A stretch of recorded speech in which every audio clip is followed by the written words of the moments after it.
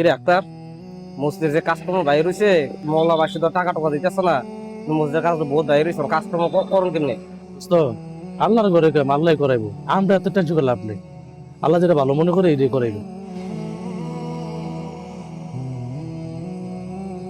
দোস্ত, ইমাম সাহেব এদিকে চলে গেল, সালাম টালাম দিল না।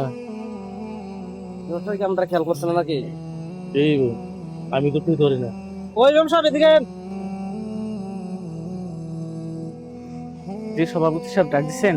কি ইমাম সাহেব, সভাপতি সাহেব এখানে বসে রয়েছে, আপনি সালাম টালাম দিলেন না? আসলে দেখেন, আমি যখন মসজিদ থেকে আসতেছি আপনারা দুজন আলাপ করতেছেন, তো আমি যখন এখানে দাঁড়িয়ে যখন সালাম দিতে যাব তখনই দেখতেছি সভাপতি সাহেব সিগারেট হাতে নিয়ে রাখছে, সিগারেট খাইতেছে। তো ইসলামে তো আপনার সিগারেট খাওয়া অবস্থায় সালাম দেওয়া জায়েজ নাই, তো যার কারণে আমি সালামটা দেইনি। দোস্ত, মসজিদে ইমাম সাহেব হুজুর কিন্তু ঠিকই কইছে যে সিগারেট খাওয়ার অবস্থা সালাম দেওয়া জায়েজ নেই। দোস্ত হলো আমরা আজকে নিয়তি করি আমরা সিগারেট খাবো না। ইনশাল্লাহ। প্রিয় বন্ধুরা, এই ভিডিওর মাধ্যমে কি বুঝলেন কমেন্টে জানিয়ে যাবেন।